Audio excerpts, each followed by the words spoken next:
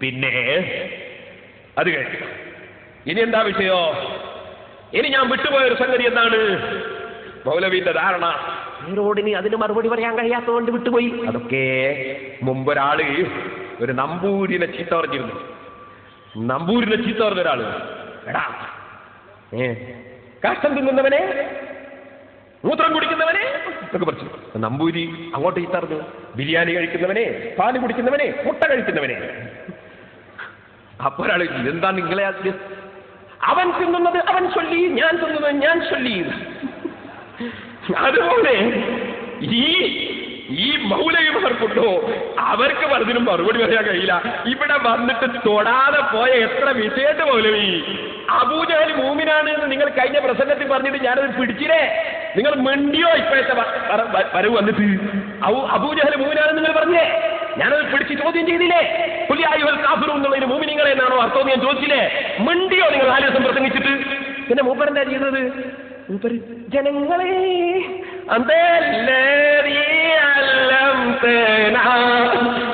ഒരു പാട്ട്, ഈ പാട്ട് കൊണ്ട് കാര്യാവൂല, മറുപടി പറയണോ? ഞാൻ നിങ്ങളോട് പറഞ്ഞു, നാദാപുരാണ് എന്ന് ഞാൻ പറഞ്ഞിട്ടില്ല നിങ്ങളോട്. മറുപടി പറയണം. നിങ്ങൾ എന്റെ നാടാണ്, നിങ്ങൾ മറുപടി പറയണം. നിങ്ങൾക്ക് ഞാൻ മറുപടി പറഞ്ഞിട്ടുണ്ട്. ഇൻഷാ അല്ലാഹ് ഞാൻ ഓരോന്നോരോന്ന് കാണിച്ചു തരാം. നിങ്ങളുടെ ഒരു ഗതികേട് ഞാൻ ആലോചിച്ചിട്ട്, കാരണം എന്റെ കാൽക്കൽ വന്നിട്ടല്ലേ നിങ്ങൾ ഓരോന്നോരോന്ന് സമ്മതിച്ചു പോയത്. ഞാൻ ഇൻഷാ അല്ലാഹ് കേൾപ്പിക്കാൻ പോകുന്നുണ്ട്. നിങ്ങൾ ബറക്കത്തിന് വേണ്ടി മൂടിയിട്ട് വെള്ളം കുടിക്കാന്ന് പറഞ്ഞില്ലേ? നിങ്ങൾ മന്ത്രിച്ചിട്ട് കൂലി വാങ്ങാൻ സമ്മതിച്ചില്ലേ? ഇവിടെ ഞാൻ കേൾപ്പിക്കാൻ പോകുന്നുണ്ട്. അതൊക്കെ അത് നിങ്ങൾക്ക് വേണമെങ്കിൽ കുളിക്കുന്നോ മറ്റോ പറഞ്ഞ പോലെ എന്റെ കാൽക്കൽ വന്ന് പറയേണ്ടിയിരുന്നോ നിങ്ങൾ? ഈ സമ്മതം ഇൻഷാ അല്ലാഹ് ഞാൻ വരുന്നുണ്ട് അങ്ങോട്ട്. ഞാൻ പറഞ്ഞു വരുന്നത്, സഹോദരന്മാരെ, ബഹുമാനപ്പെട്ട ശൈഖുനാ കാന്തപുരം ഉസ്താദിനെ സംബന്ധിച്ച് പിന്നെയും പറയുന്നു. എന്താണ് മൗലവി പറയുന്നത്? അല്ലാഹുവിന്റെ പൊരുത്തം മാത്രം ഉദ്ദേശിച്ചുകൊണ്ട് ചൊല്ലേണ്ടുന്ന സലാത്ത് ആളുകളെ കാണിക്കാൻ വേണ്ടി ചൊല്ലാമെന്നല്ലേ? ആളുകളെ കാണിക്കാൻ വേണ്ടിയും ഭൗതികമായ ലാഭത്തിന് വേണ്ടിയും ചൊല്ലാമെന്നല്ലേ കാന്തപുരം AP അബൂബക്കർ മുസ്ലിയാർ എഴുതിയിട്ടുള്ളത്? ബഹുമാനപ്പെട്ട കാന്തപുരം ഉസ്താദ് ലോകമാന്യത്തിന് വേണ്ടി, കാര്യലാഭത്തിന് വേണ്ടി സലാത്ത് ചൊല്ലാം എന്ന് എഴുതിയിട്ടുണ്ടോ മൗലവി? എഴുതിയിട്ടുണ്ടെങ്കിൽ നിങ്ങൾ അതൊന്ന് കാണിക്കണം. പിന്നെ എന്തേ ഉസ്താദ് പറഞ്ഞത്? മൗലവി തന്നെ വേറൊരു സമയത്ത് പറയുന്നു, ആളുകളെ കാണിക്കാൻ, ജനങ്ങളുടെ മുമ്പിൽ വെച്ച് ഞാനൊരു സ്വലാത്തുകാരനാണെന്ന് കാണിക്കാൻ വേണ്ടി സ്വലാത്ത് ചൊല്ലിയാലും അതിന് കൂലിയുണ്ട് എന്ന് കാന്തപുരം എഴുതിയിട്ടുണ്ട്. നിങ്ങൾക്കത് തെളിയിക്കാൻ സാധിക്കുമോ? അങ്ങനെ ഒരു ഇസ്ലാമികമായിട്ട് അങ്ങനെ പറയാൻ പാടുണ്ടോ എന്ന് ഞാൻ ചോദിച്ചിരുന്നു. മറുപടി നിങ്ങൾ പറഞ്ഞു കണ്ടില്ലല്ലോ. ഉസ്താദ് സ്വന്തം വകയിലൊന്നും പറഞ്ഞിട്ടില്ല. ബഹുമാനപ്പെട്ട ശിഹാബുദ്ദീൻ ഖല്ലൂബി റഹ്മത്തുള്ളാഹി അലൈഹി പറഞ്ഞൊരു കാര്യമുണ്ട്. അതെന്താണത്? അത് ബഹുമാനപ്പെട്ടവർ പറയാണ്, അഷ്റഫുൽ ഖൽഖ് സല്ലല്ലാഹു അലൈഹി വസല്ലം തങ്ങളുടെ ഒരു വലിയ പ്രത്യേകത. എന്താണ് പ്രത്യേകത? മഹാനവറുകൾ പറയുകയാണ്, വഹിയ മഖ്ബൂലത്തുൻ.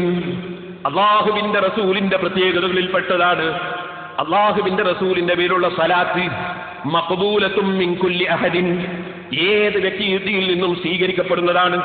ഫീ കുല്ലി ഹാലത്തിൻ, ഏത് അവസ്ഥയിലും സ്വീകരിക്കപ്പെടുന്നതാണ്. വമിനൽ മുഖ്ലിസി ഫീഹാ, അതിൽ ഇഖ്ലാസോടെ ചൊല്ലുന്നവനിൽ നിന്നും സ്വീകരിക്കപ്പെടും.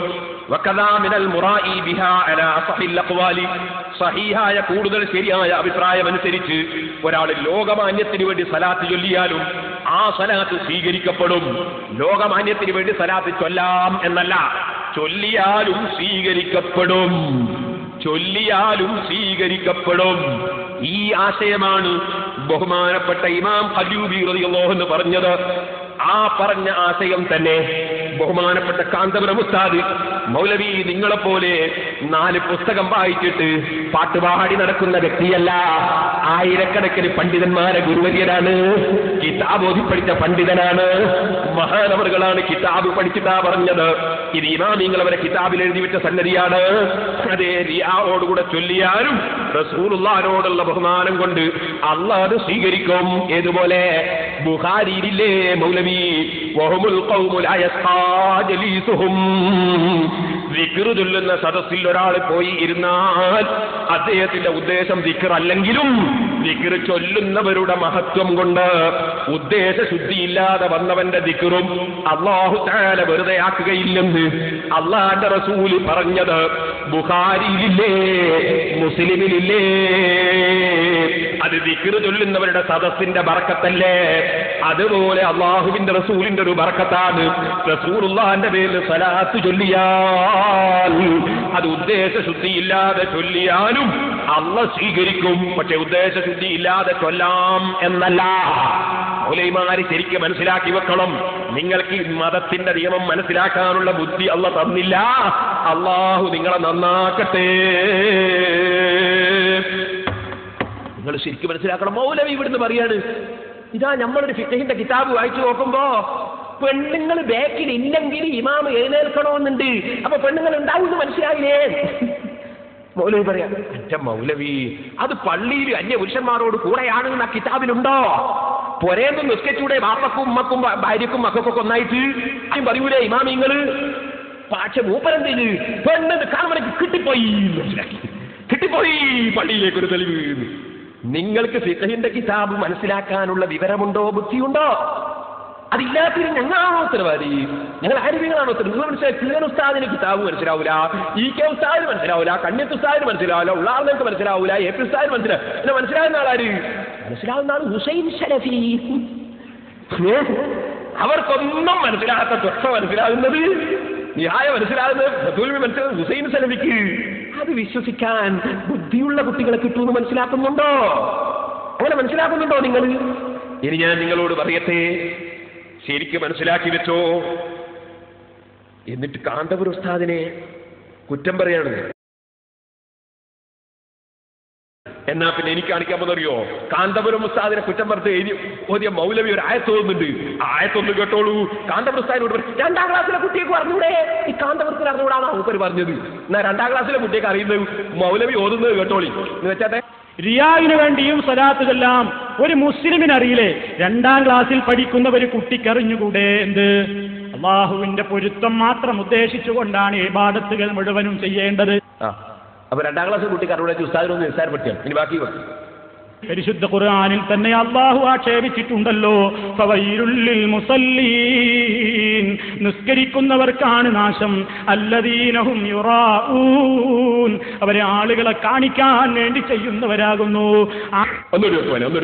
പരിശുദ്ധ ഖുർആനിൽ തന്നെ അല്ലാഹു ആക്ഷേപിച്ചിട്ടുണ്ടല്ലോ, ഫവൈലുൽ ലിൽ മുസല്ലീൻ, നിസ്കരിക്കുന്നവർക്കാണ് നാശം, അല്ലദീനഹും യുറാഊൻ, അവരെ ആളുകളെ കാണിക്കാൻ വേണ്ടി ചെയ്യുന്നവരാകുന്നു. കാന്തപുരത്തിന്റെ കടാവത്ത് കണ്ടോ? 2ാം ക്ലാസ്സിൽ പഠിച്ചിട്ടില്ല അല്ലേ? ആരാ പഠിക്കാത്ത? ഇനി സഹോദരന്മാര്, ഞാൻ നിങ്ങളോട് പറയട്ടെ, സൽക്കർമ്മങ്ങൾ ചെയ്യുമ്പോൾ അള്ളാഹുവിന്റെ പൊരുത്തം ലക്ഷ്യം വെക്കുന്നതോടുകൂടി തന്നെ ആ സൽക്കർമ്മം മുഖേന ദുന്യാവിലും വന്ന കാര്യം തരും എന്ന് ഒരാൾ മനസ്സിലാക്കുന്നത് തെറ്റാണോ? ഒരിക്കലും തെറ്റല്ല. അല്ലാഹുവിന്റെ ഖുർആൻ തന്നെ പറഞ്ഞത് നിങ്ങൾ കണ്ടോ? എന്താ പറഞ്ഞത്? യാ അയ്യുഹല്ലദീന ആമനു ഇസ്തഈനൂ ബിസ്സബ്രി വസ്സലാഹ്, നിങ്ങൾ ക്ഷമ കൊണ്ടും നിസ്കാരം കൊണ്ടും സഹായം തേടുക. ഇവിടെ ആഖിറത്തിന്റെ സഹായവും കിട്ടും, ദുനിയാവിന്റെ സഹായവും കിട്ടും. രണ്ടും കിട്ടാനുള്ള കാരണമാണ് ക്ഷമ, രണ്ടും കിട്ടാനുള്ള കാരണമാണ് നിസ്കാരം.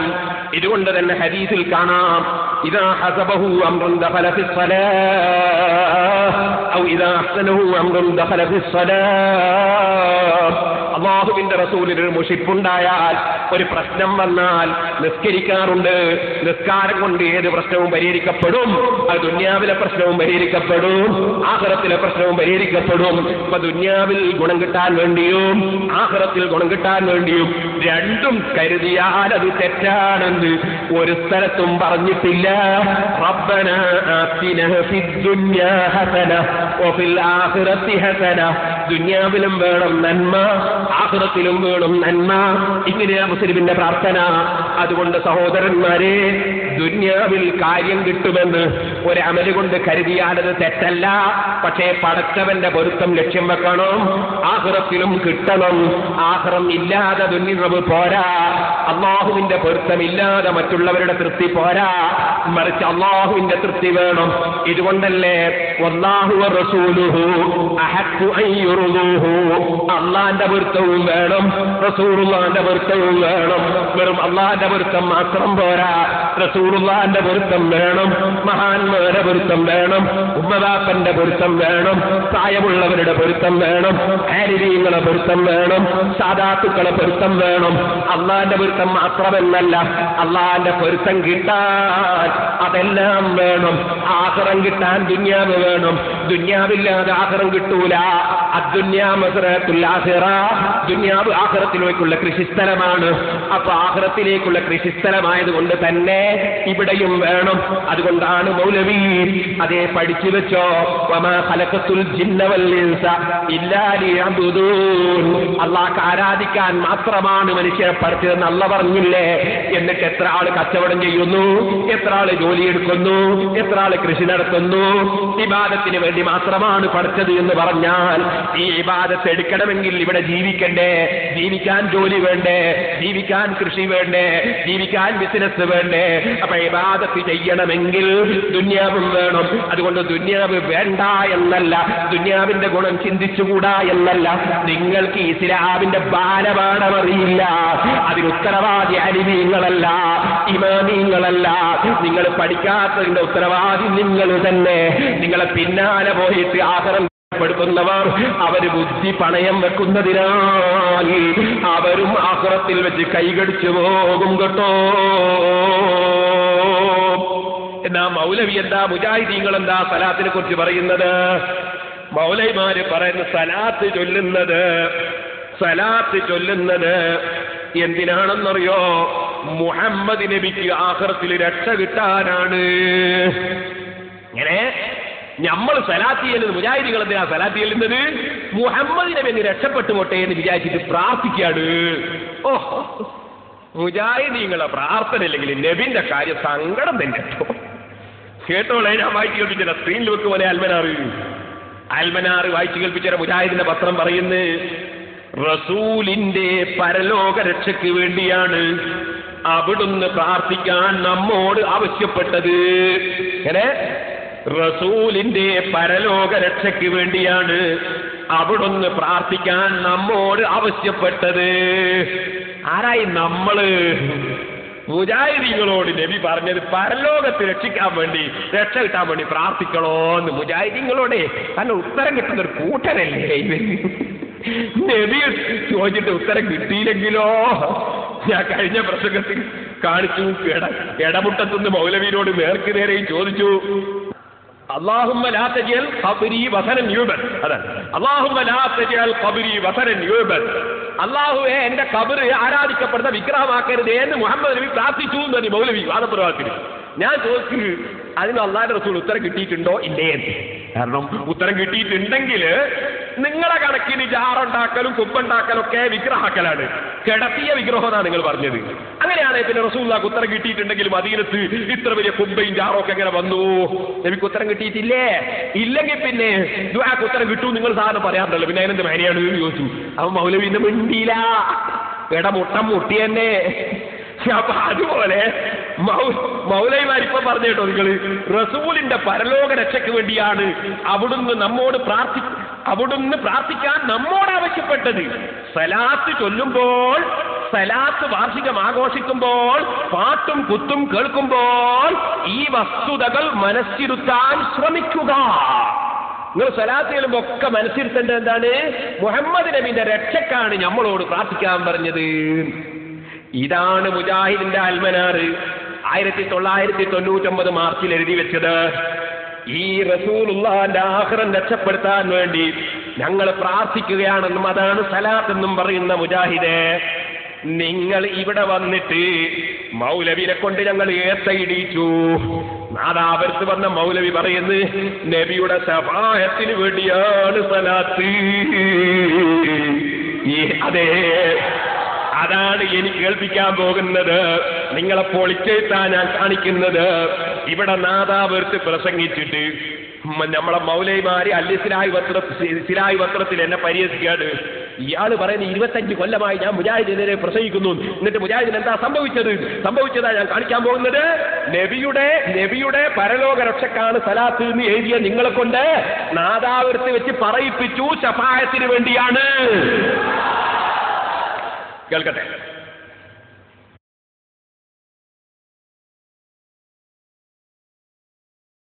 അയാൾ ആ കൂട്ടത്തിൽ അയാൾ പറയുന്നുണ്ട്, നബിക്ക് ആഖിറത്തിൽ വെച്ച് സമ്മതം കിട്ടും ഒരു ശഫാഅത്ത് ഉണ്ടാവും. ആ ശഫാഅത്ത് കിട്ടാനാണ്. എന്തിനാണെന്നറിയോ? ഇവിടുന്ന് റസൂലുള്ളാഹിക്ക് റെക്കമെൻഡ് ചെയ്യാനൊന്നും അധികാരമില്ല, അത് വരുത്തി തീർക്കാനാ. അത് നിങ്ങളതിന്റെ ഇടയ്ക്ക് മനസ്സിലാക്കാൻ വേണ്ടിയാണെന്ന് ആദ്യം പറഞ്ഞതാ. പറ്റോ? അഹ്മദായ മുഹമ്മദ് റസൂലുള്ളാഹ്, നമ്മുടെ കരളിന്റെ കഷ്ണത്തെക്കാൾ നാം സ്നേഹിക്കുന്ന ഹബീബായ മുത്ത് മുസ്തഫ നാളെ പരലോകത്ത് വെച്ച് ഈ ഉമ്മത്തിലെ സാധുക്കളായ ദോഷികളായ പാപികളായ ആളുകൾക്ക് വേണ്ടി അല്ലാഹുവിന്റെ അനുവാദം കിട്ടുമ്പോ ശഫാഅത്ത് പറയുമല്ലോ. ആ ശഫാഅത്ത് നിനക്ക് കിട്ടണോ? നീ എന്ത് ചെയ്തോ? സല്ലു അലൈഹി വ സല്ലിമു തസ്ലീമാ. റസൂലുള്ളാഹിക്ക് വേണ്ടി നീ സ്വലാത്ത് ചൊല്ലിക്കോ. കണ്ടോ? ശഫാഅത്ത് കിട്ടണമെങ്കിൽ സ്വലാത്ത് സല്ലു അലൈഹി സല്ലിമു തസ്ലീമാ. മൗലായ മുഴുവനും ചൊല്ലിക്കും നിങ്ങളെ കൊണ്ട്. എന്നാൽ അവിടെ മൗലവിയുടെ തട്ടിപ്പ് കേട്ടോ. എന്താണ്? ആഖിറത്തിൽ നബിക്ക് സമ്മതം കിട്ടുമ്പോൾ ശഫാഅത്ത് ചെയ്യാന്. അപ്പൊ ഇപ്പം കിട്ടിയിട്ടില്ല അല്ലേ? ബുഖാരി മറിക്കൂ മൗലവി. എനിക്ക് 5 കാര്യം നൽകപ്പെട്ടു എന്ന് പറഞ്ഞിട്ട് അല്ലാഹുവിന്റെ റസൂൽ പറയുന്നു, എനിക്ക് ശഫാഅത്തിന്റെ അധികാരം നൽകപ്പെട്ട് കഴിഞ്ഞു, കിട്ടിക്കഴിഞ്ഞു. അങ്ങനെ ബുഖാരിയിലുണ്ടോ ഇല്ലേ? പറയൂ മൗലവിമാരെ. ബുഖാരിയിൽ ശഫാഅത്ത് എനിക്ക് കിട്ടിക്കഴിഞ്ഞു എന്ന് ഉണ്ടോ ഇല്ലേ? ഉണ്ട്. പക്ഷേ നിങ്ങൾക്ക് നാളെ വേണമെങ്കിൽ മൗലവി വെച്ച് പറയും, ആഖിറത്തുൽ മഹ്ശർ എന്ന് അല്ലാഹുവിന്റെ റസൂൽ സമ്മതം ചോദിക്കുന്ന ഒരു രംഗമുണ്ട്. ആ രംഗം ചൂണ്ടിക്കാണിച്ചിട്ട് വേണമെങ്കിൽ മൗലവി പറയും അവിടുന്ന് സമ്മതം ചോദിക്കുന്നത് ബുഖാരിയിലുണ്ട് എന്ന് പറയും. അത് മൗലവിക്ക് മനസ്സിലായില്ല. അതെന്താണെന്നറിയോ? അത് മനസ്സിലാകണമെങ്കിൽ അതവും ഗുരുത്വമുള്ള ആളുകളോട് കൂടെ നടന്നാൽ മനസ്സിലാവും. ഞാൻ പറഞ്ഞുതരാം. ഒരു നിക്കാഹ് സാധാരണക്കാർക്ക് മനസ്സിലാൻ വേണ്ടി പറയാം. ഒരു നിക്കാഹ് ബാപ്പയും ഉമ്മയും കൂടിയിട്ട് നിക്കാഹ് നിശ്ചയിക്കുന്നു. മകന്റെ നിക്കാഹ് എന്റെ ബാപ്പയും ഉമ്മയും തന്നെ കസ്റ്റഡിപ്പിക്കുന്നു, ബാപ്പയും ഉമ്മയും തന്നെ ചെലവിടുന്നു. എന്റെ നിക്കാഹിന് എല്ലാവരെയും ബാപ്പയും ഉമ്മയും ക്ഷണിക്കുന്നു. ഒക്കെ കഴിഞ്ഞിട്ട് നിക്കാഹിന് പോവാൻ നോക്കുമ്പോ ആൾക്കാർ പറഞ്ഞു, ഉമ്മാനോട് സമ്മതം എടുത്തോ, ഉമ്മാമാനോട് സമ്മതം എടുത്തോ, ബാപ്പാനോട് സമ്മതം എടുത്തോ. സമ്മതമൊന്നും ഇല്ലാതെയായി പന്തലിട്ട്, സമ്മതമൊന്നും ഇല്ലാതെയായി ബിരിയാണി വെച്ചത്, സമ്മതമൊന്നും ഇല്ലാതെയായി ഇവരെല്ലാം വിളിച്ചത്. ഓ മോനെ, അതൊരതബാണ്. നേരത്തെ സമ്മതമുണ്ടെങ്കിലും അപ്പോഴൊന്ന് ചോദിക്കുക എന്നതൊരു അതബാണ്. ആ അതബാണ് അല്ലാഹുവിന്റെ റസൂല് മഹ്ശറ ലോകത്ത് ശഫാഅത്തിന്റെ അധികാരം നൽകപ്പെട്ടിട്ടുണ്ടെങ്കിലും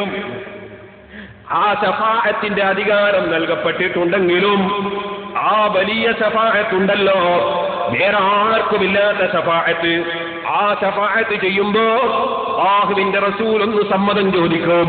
ഒരു സലാത്ത് 3 സലാത്ത് ബർക്കത്തിനൊന്ന് ചൊല്ലൂ. സല്ലല്ലാഹു അലാ മുഹമ്മദ് സല്ലല്ലാഹു അലൈഹി വസല്ലം സല്ലല്ലാഹു അലാ മുഹമ്മദ് സല്ലല്ലാഹു അലൈഹി വസല്ലം اللهم صل على محمد يا ربي صل عليه وسلم. അല്ലാഹുവേ, നിന്റെ ദീനിന്റെ കാര്യം ഞങ്ങൾക്ക് പറയാനും അത് മനസ്സിലാക്കാനും നീ തൗഫീഖ് തരണം റഹ്മാനേ. ഞങ്ങൾക്ക് നീ ദീനിന്റെ കാര്യങ്ങൾ പറയാൻ നീ തൗഫീഖിനെ ഏറ്റിത്തരണം റഹ്മാനേ. അല്ലാഹുവിന്റെ റസൂലിനെ മഹ്ശറ ലോകത്ത് സർവ്വ ജനങ്ങൾക്കും ശഫാഅത്ത് ചെയ്യാൻ വേണ്ടി നബി സല്ലല്ലാഹു അലൈഹി വസല്ലം തങ്ങളങ്ങ് വരുമ്പോൾ അവിടെ വെച്ചുണ്ടൊരു സമ്മതം ചോദിക്കൽ. ആ സമ്മതം ചോദിക്കൽ എന്തിനാണ്? അതൊരു അദബിന്റെ സമ്മതം ചോദിക്കലാണ്. വാസ്തവത്തിൽ അല്ലാഹുവിന്റെ റസൂലിന് സമ്മതം നേരത്തെ കൊടുക്കപ്പെട്ടതാണ്. ആ കൊടുക്കുന്ന ആ സമ്മതം കിട്ടുന്ന നബി സല്ലല്ലാഹു അലൈഹി വസല്ലം ഇവിടെ വെച്ച് തന്നെ കിട്ടിയ സമ്മതമുണ്ടെങ്കിലും ഒന്നുകൂടി ചോദിക്കുകയാണ്. അഷ്റഫുൽ ഖൽഖ് സല്ലല്ലാഹു അലൈഹി വസല്ലം തങ്ങൾക്ക് സമ്മതം ലഭിക്കുകയാണ്. അത് ആ സമയത്തുള്ള പ്രത്യേക സമ്മതമാണ്. അങ്ങനെ നബി സല്ലല്ലാഹു അലൈഹി വസല്ലം തങ്ങൾ അവിടുന്ന് ലോകത്തുള്ള മുഴുവൻ ആളുകൾക്കും ശഫാഅത്ത് ചെയ്യുകയാണ്. എന്നാ ജനങ്ങളെ, അത് മാത്രമല്ല റസൂലുള്ളാഹിന്റെ റെക്കമെൻഡ് അത് മാത്രമല്ല, ഖുർആൻ അതാ പറയുന്നു, വസ്തഗ്ഫിർ ലിദംബിക വലിൽ മുഅ്മിനീന വൽ മുഅ്മിനാത്ത്. ആഖിറത്തിൽ മാത്രമല്ല റസൂലുള്ളാഹിന്റെ റെക്കമെൻഡ്, അല്ലാഹു അവന്റെ ഖുർആനിൽ പറയുന്നു, വസ്തഗ്ഫിർ ലിദംബിക. ഓ നബിയേ, തങ്ങൾക്ക് ദോഷം വരാതിരിക്കാൻ വേണ്ടി. ഇമാം റാസിയുടെ ഒരു തഫ്സീറാണ്. അതേ, അല്ലെങ്കിൽ അവിടുത്തെ കുടുംബത്തിന്റെ ദോഷം പൊറുക്കാൻ വേണ്ടി ഓ നബിയേ തങ്ങൾ അല്ലാഹുവിനോട് പൊറുക്കലിനെ ചോദിക്കണം. വലിൽ മുഅ്മിനീന വൽ മുഅ്മിനാത്ത്. ഈമാനുള്ള പുരുഷന്മാരുടെയും ഈമാനുള്ള സ്ത്രീകളുടെയും ദോഷം പൊറുക്കാൻ വേണ്ടി തങ്ങളൊന്ന് റെക്കമെൻഡ് ചെയ്യണം നബിയേ. ഇത് മഹ്ശറയിലല്ല മൗലവിമാരെ, ദുനിയാവിൽ തന്നെ റസൂലുള്ള റെക്കമെൻഡ് ചെയ്യണം എന്ന് അല്ലാഹു പറയുന്നു.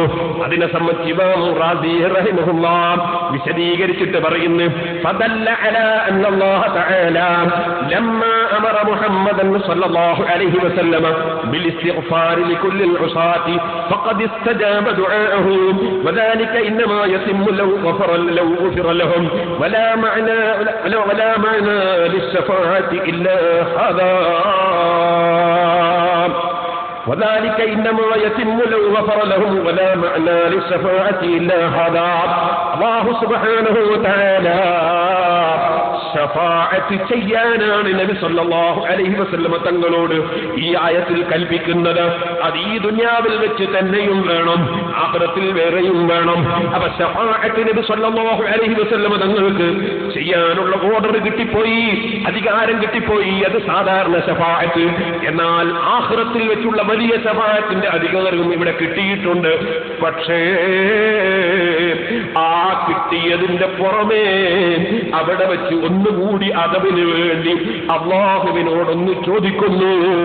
ഇതുകൊണ്ടാണ് ഉമർ ഖാദി റഹിമഹുല്ലാഹ് ബഹുമാനപ്പെട്ട റസൂലുള്ളാഹിന്റെ മഖ്ബറയിൽ ചെന്ന് ചൊല്ലിയത്, യാ അക്റമൽ ഖുറമാ അലാ അതാബികും ഉമറുൽ ഫഖീറുൽ മുർതദി ലിജനാബികും യർജുൽ അഖാഅ അലൽ ബുകാഇ ബിബാബികും വദ്ദംഉ മിൻ ഐനൈ സാല സജീമാ.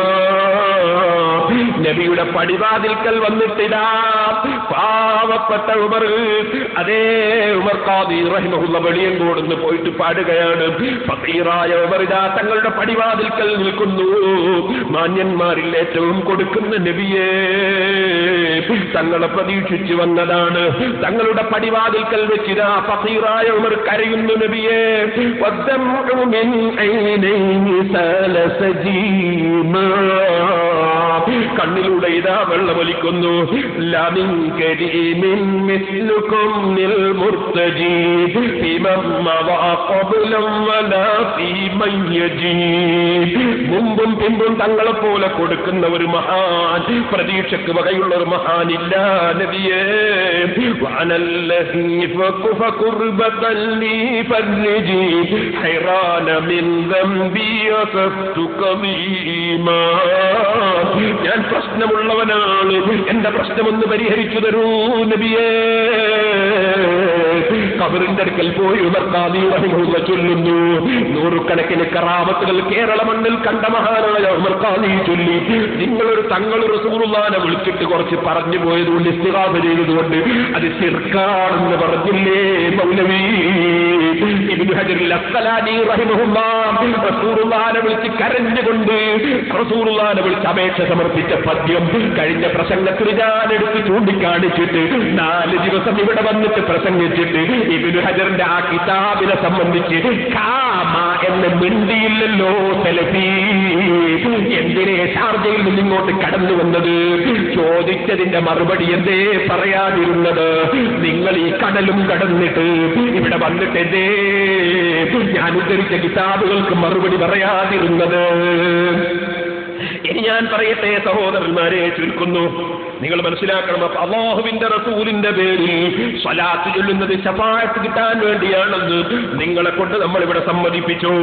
ഇനി ഞാൻ പറയട്ടെ, നിങ്ങൾ നോക്കൂ, പിന്നെ മൂപ്പരെന്താ പറയുന്നതെന്നറിയോ? രസകരമായ ഒരു കാര്യം. സ്വലാത്ത് നല്ലത് തന്നെ, ശഫാഅത്തിന് വേണ്ടി തന്നെ. പക്ഷേ സ്വലാത്ത് ചൊല്ലാൻ വേണ്ടി ഒരു മൈതാനിയിൽ ഒരുമിച്ച് കൂടാൻ പാടില്ല, ഒരു ഡേറ്റ് വെച്ചിട്ട് സ്വലാത്ത് ചൊല്ലാൻ പാടില്ല.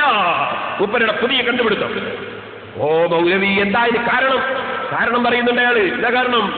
നബി സല്ലല്ലാഹു അലൈഹി വസല്ലമ ഒരു പ്രത്യേക സ്ഥലത്ത് ആളുകളെ ഒരുമിച്ച് കൂട്ടിയിട്ട് ഒരു പ്രത്യേക ഡേറ്റ് നിശ്ചയിച്ചിട്ട് സ്വലാത്ത് ചൊല്ലിയിട്ടില്ല.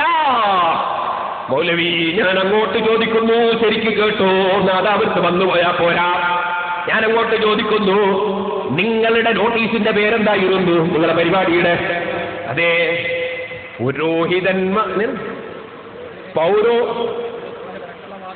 പൗരോഹിത്യത്തിന്റെ പൊള്ളവാദങ്ങൾ ഒരു പൊളിച്ചെഴുത്ത്. ഹുസൈൻ സലഫി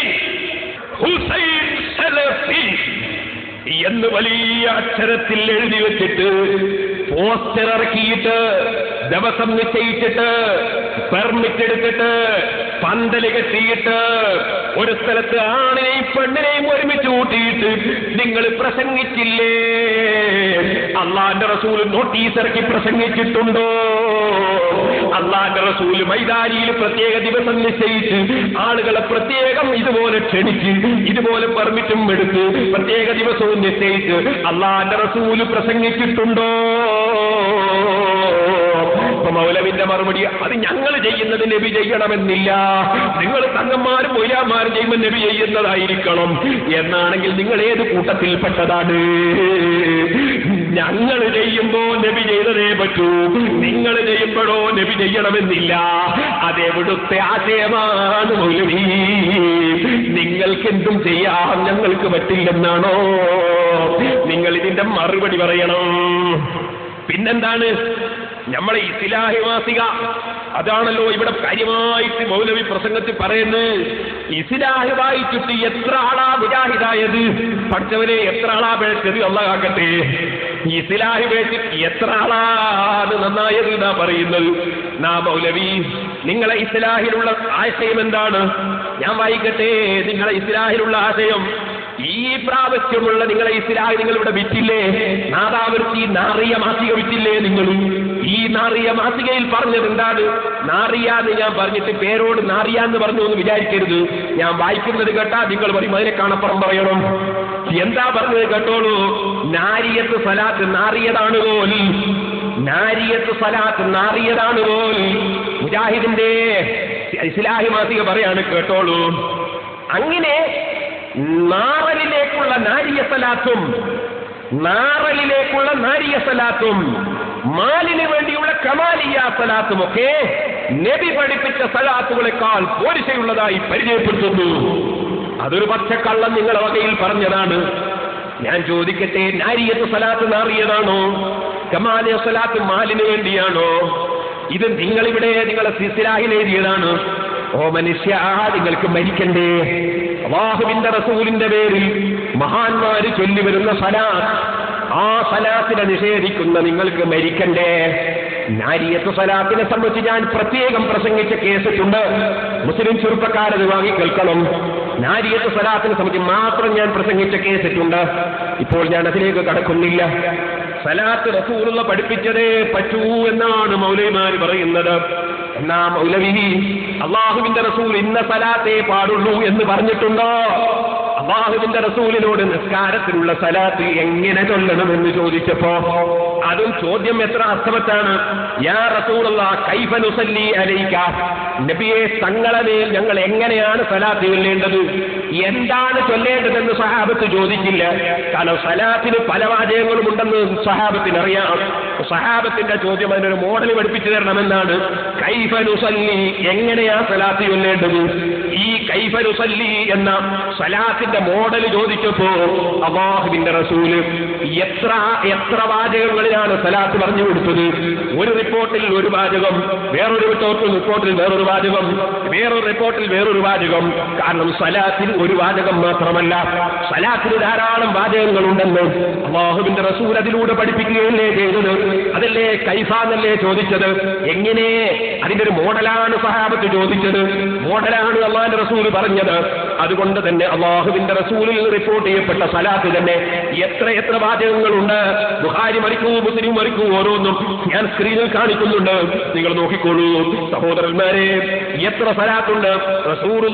റസൂലുള്ള പറഞ്ഞ സലാത്തേ ചൊല്ലാൻ പാടുള്ളൂ എന്ന് ഏത് ഖുർആനിലാണ് മൗലവിമാരെ ഉള്ളത്? റസൂലുള്ള പറഞ്ഞ സലാത്തേ ചൊല്ലാൻ പാടുള്ളൂ എന്ന് ഏത് ഹദീസിലാണുള്ളത്? സലാത്തിന് എത്ര വാചകങ്ങളുണ്ട്. വാചകങ്ങൾ റസൂലുള്ള പറഞ്ഞത് തന്നെയാകണമെന്ന് നിങ്ങളെ കണ്ടുപിടുത്തം ബിദ്അത്തല്ലേ, പുത്തൻവാദമല്ലേ? ലോകത്തേതെങ്കിലും ഒരു ഇമാമ് അങ്ങനെ പറഞ്ഞിട്ടുണ്ടോ? ഇനി നാരിയത്ത് സലാത്തിന്റെ വാചകങ്ങൾ എല്ലാം ഉൾക്കൊള്ളുന്ന വലിയ ഒരു സലാത്ത് റസൂലുള്ള ചൊല്ലിയതല്ല, സഹാബത്ത് ചൊല്ലിയതല്ല. ലോക പ്രശസ്ത പണ്ഡിതനായ ഇമാം ശാഫിഈ റളിയല്ലാഹു അൻഹു ചൊല്ലിയിട്ട് നമ്മളെ പഠിപ്പിക്കുന്നു. സലാത്തിന്റെ വാചകം റസൂലുള്ള പറഞ്ഞത് തന്നെ ആകണമെന്നില്ല. അവിടുത്തെ കിതാബുർ റിസാല 500-ലധികം തവണ സ്വന്തം ശിഷ്യൻ ആവർത്തിച്ചോദിയ കിതാബുർ റിസാല. ആ റിസാലയിൽ ഇമാം ശാഫിഈ കൊടുക്കുന്ന സലാത്ത് കണ്ടു. മൗലവിമാരെ, നിങ്ങൾ പറയണം, ഇമാം ശാഫിഈ മുശ്രിക്കാണോ, ശിർക്ക് ചെയ്ത ആളാണോ? ശാഫിഈ ഇമാം റളിയല്ലാഹു അൻഹു പറയുന്നത് നാരിയത്ത് സലാത്തിൽ പറയുന്നത് പോലെ റസൂലുള്ളാഹിന്റെ മദ്ഹാണ്. നാരിയത്ത് സലാത്തിലുള്ളത് എന്താണ്? സലാത്തിന്റെ പുറമെ മദ്ഹാണ്. അല്ലാഹുമ്മ സ്വല്ലി സ്വലാത്തൻ കാമിലതൻ വസല്ലിം സലാമൻ താമ്മൻ അലാ സയ്യിദിനാ മുഹമ്മദ്. ഇത് സലാത്താണ്. അതിന്റെ ശേഷമുള്ള വാചകമാ മൗലവിമാർക്ക് പിടിക്കാത്തത്. അതെന്താ? അല്ലദീ തൻഹല്ലു ബിഹിൽ ഉഖദു, മുഹമ്മദ് നബി മുഖേന അഴിഞ്ഞു വരാത്ത പല കെട്ടുകളും അഴിഞ്ഞു പോകും. നബി മുഖേന പ്രശ്നം പരിഹരിക്കപ്പെട്ടു പോകും. തൻഹല്ലു ബിഹിൽ ഉഖദു. മൗലവിമാർക്കത് വിശ്വാസമില്ല. പക്ഷെ അബൂജഹലിന് വരെ അതിൽ സംശയമില്ല കേട്ടോ.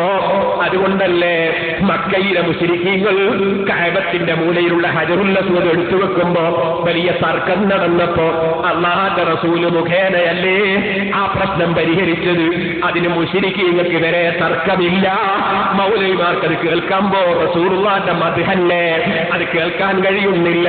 തൻഹല്ലു ബിൽ ഖദു വതൻഫരിജു ബിൽ ഖുറബു. നബി മുഖേന പ്രശ്നങ്ങൾ നീങ്ങിപ്പോകും, പ്രയാസങ്ങൾ നീങ്ങിപ്പോകും. വതൻഫരിജു ബിൽ ഖുറബു വതുഖളാ ബിൽ ഹവായിജു. നബി മുഖേന ആവശ്യങ്ങൾ പൂർത്തീകരിക്കപ്പെടും. വതുഖളാ ബിൽ ഹവായിജു. അടുത്തെന്താണ്?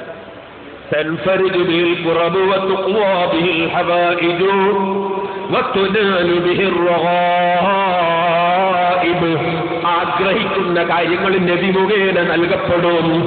അതേ സ്വർഗം വരെ കിട്ടുന്നത് നബി മുഖേനയല്ലേ? ശഫാഅത്ത് കിട്ടുന്നത് നബി മുഖേന അല്ലേ? ദുനിയാവ് കിട്ടുന്നത് നബി മുഖേന അല്ലേ? ആഖിറം കിട്ടുന്നത് നബി മുഖേന അല്ലേ? വതുനാലു ബിഹി الرغائب وحسن الخواتم. നന്നായി മരിക്കലും അതേ അതുപോലെ എല്ലാ കാര്യത്തിന്റെ നന്മയും നബി മുഖേന ലഭിക്കും. وحسن الخواتم ويستسقى الغمام بوجهه الكريم. നബിയുടെ സ്ഥാനം മുഖേന, അവിടുത്തെ ശരീരം മുഖേന, അവിടുത്തെ തിരുമുഖം മുഖേന അല്ലാഹുവിനോട് മഴ തേടപ്പെടും. മൗലവിമാർക്കത് കേട്ടുകൂടാ. നബിയെ മുൻനിർത്തി മഴ തേടുകയോ? ബുഖാരി ഒന്ന് മറിച്ചു നോക്കൂ മൗലവിമാരെ.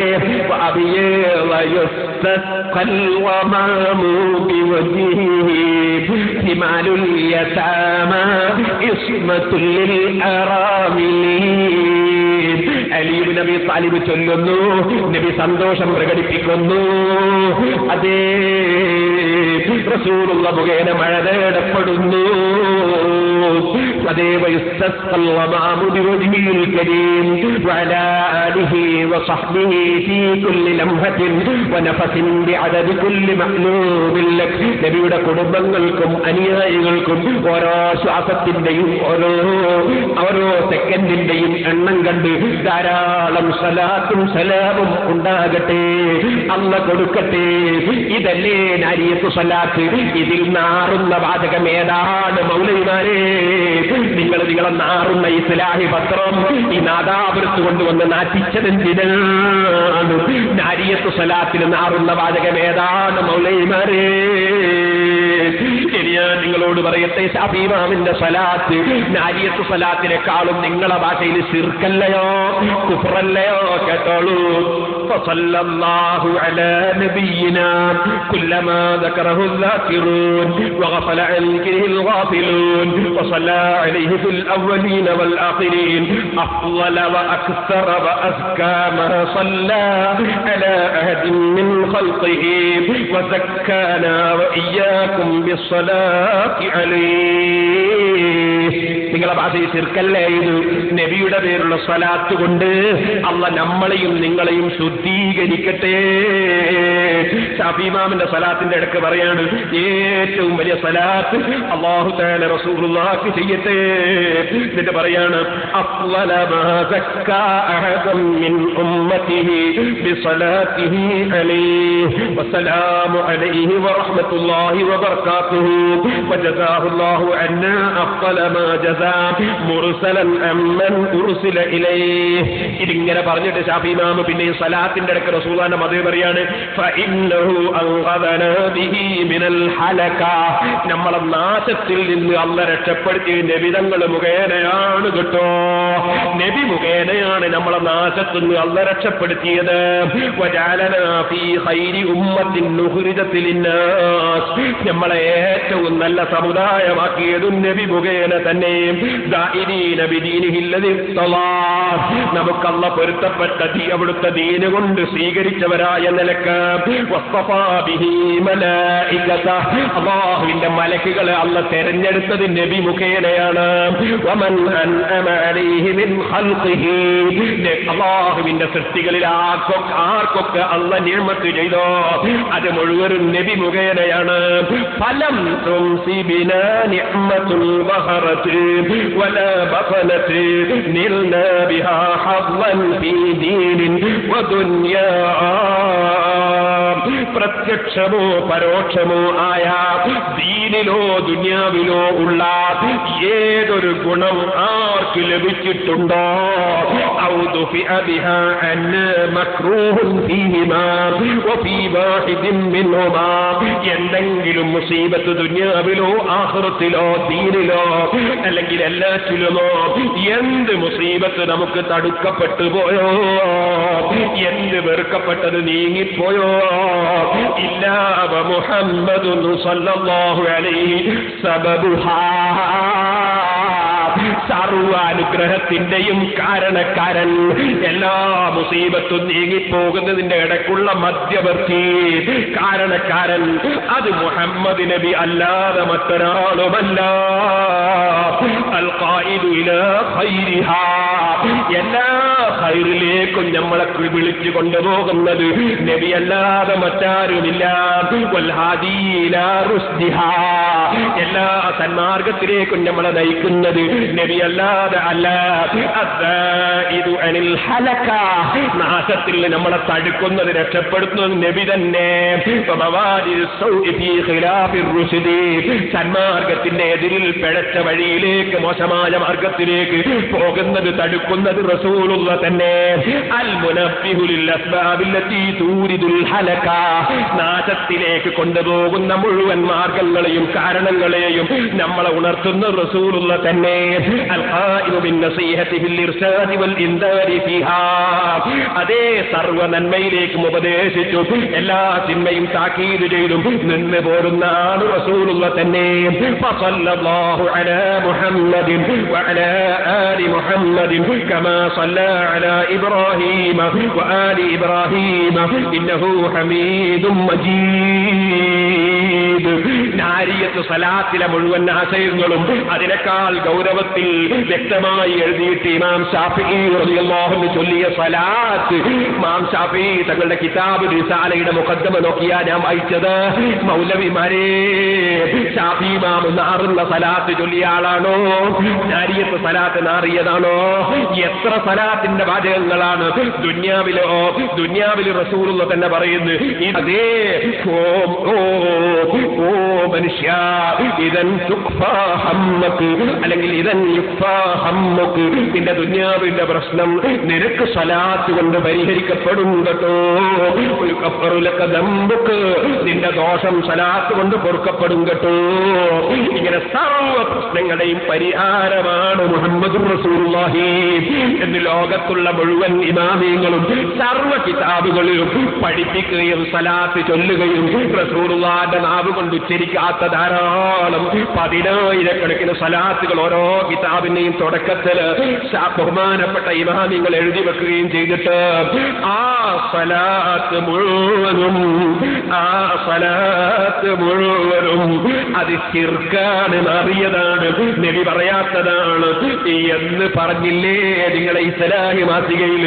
ആ നാറിയ പത്രം നാദാപുരത്ത് പ്രചരിപ്പിക്കേണ്ടതുണ്ടോ? ഇനി നിങ്ങൾക്ക് ഞാൻ കേൾപ്പിക്കാൻ പോകുന്നത് ആലി മുഹമ്മദിൻ കമാ ബാറക്ത അലാ ആലി ഇബ്രാഹീമ ഇന്നക ഹമീദും മജീദ്. സലാത്തിന്റെ ഒരു രൂപമാണത്. 7ഓളം രൂപങ്ങളിൽ സഹീഹായ നിലക്ക് സലാത്തുകൾ വേറെയും വന്നിട്ടുണ്ട്. അല്ലാഹുമ്മ സ്വല്ലി അലാ മുഹമ്മദിൻ വഅലാ ആലി മുഹമ്മദിൻ കമാ സ്വല്ലൈത അലാ ഇബ്രാഹീമ വഅലാ ആലി ഇബ്രാഹീമ ഇന്നക ഹമീദും മജീദ്. അല്ലാഹുമ്മ ബാരിക് അലാ മുഹമ്മദിൻ വഅലാ ആലി മുഹമ്മദിൻ കമാ ബാറക്ത അലാ ഇബ്രാഹീമ വഅലാ ആലി ഇബ്രാഹീമ ഇന്നക ഹമീദും മജീദ്. അത് മറ്റൊരു രൂപമാണ്. അങ്ങനെ 7ഓളം രൂപത്തിൽ വന്നിട്ടുണ്ട്. ആ രൂപങ്ങളിൽ ഏതും നമുക്ക് സ്വീകരിക്കാവുന്നതാണ്. പക്ഷേ അക്കൂട്ടത്തിലൊന്നും ഒരു സയ്യിദിനെ കാണാൻ നമുക്ക് കഴിയുന്നില്ല.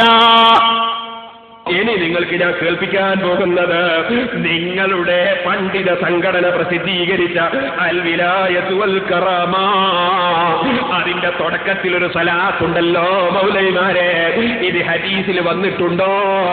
റസൂലുള്ള പറയാത്ത സലാത്ത് ചൊല്ലിക്കൂടാ എന്നല്ലേ നിങ്ങൾ പറഞ്ഞത്?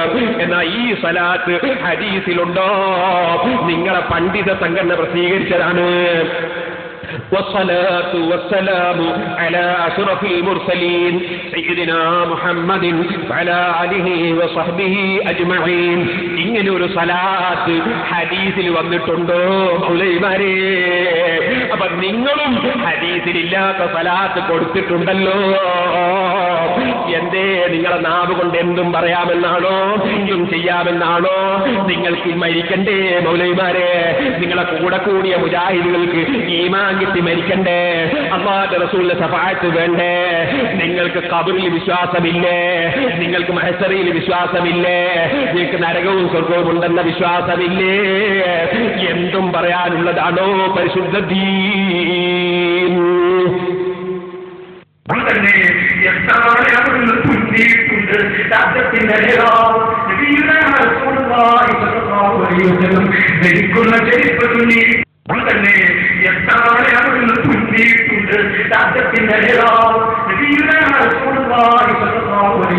ഇങ്ങനെ ഒരു സലാത്ത് ഹദീസിൽ വന്നിട്ടുണ്ടോ മൗലവിമാരെ? അപ്പൊ നിങ്ങളും ഹദീസിലില്ലാത്ത സലാത്ത് കൊടുത്തിട്ടുണ്ടല്ലോ. ഇനി മൗലവിന്റെ പരിപാടി എന്താണ്? പരിഹാസം.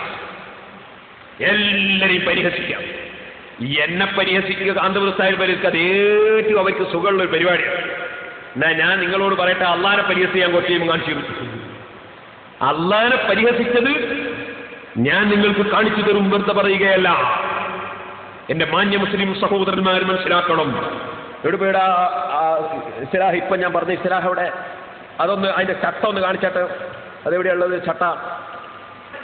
എന്നിട്ട് നിങ്ങൾ കണ്ടോ, അള്ളാന്റെ പേരിന്റെ മുകളിൽ അവരേറ്റവും വെറുക്കുന്നതിന്റെ പേര് എഴുതി നോക്കോ. എന്താണൊന്ന്? ജാറപ്പെരുമയിലെ ജാറം അവർക്ക് ഏറ്റവും വെറുപ്പുള്ള സാധനം. പിന്നൊന്നെന്താ? ജൂത, വെറുപ്പുള്ള സാധനം. പിന്നെ സഖാഫി, അത് വേറൊരു വെറുപ്പുള്ള സാധനം. അങ്ങനെ അവരേറ്റവും വെറുക്കുന്ന 3 സാധനം. ജാറപ്പെരുമയിലെ ജൂത സഖാഫി ഐക്യം സംസ്കാരമാണ്. ജൂത സഖാഫി ഐക്യം, ഇത് അള്ളാന്റെ പേരിന്റെ മുകളിലാണ് കൊണ്ട് എഴുതി കൊടുത്തത്. ജൂത എന്നുള്ള പേര്, അതുപോലെ സഖാഫി എന്നുള്ള പേര്, ജാറ എന്നുള്ള പേര്. എന്താ കാരണോ? ഏറ്റവും താഴ്ന്ന സാധനം അള്ളാന്റെ പേരിന്റെ മുകളിൽ. സഖാഫി താണതാണ് എന്ന് പറഞ്ഞിരുന്ന ഒരു നാളാ നിങ്ങളുടെ അഭിപ്രായത്തിലായി പറഞ്ഞു. നിങ്ങൾ എന്നെ ഫിറൗൻ സഖാഫി എന്ന് വിളിച്ചില്ലേ? അപ്പോൾ അള്ളാന്റെ പേരിന്റെ മുകളിൽ നിങ്ങളൊന്ന് ആലോചിച്ചു. അള്ളാഹുവിനെ നിസ്സാരപ്പെടുത്തുന്ന നിങ്ങൾക്ക് കാന്തപുരം ഉസ്താദും പാവപ്പെട്ട ഞാനൊക്കെ എന്ത് പ്രശ്ന? എന്നിട്ട് ഇതിലൊരു ലേഖനുണ്ട്, എന്നെ സ്വീപ്പാക്കിയിട്ട് വിനീതനായ ഞാൻ.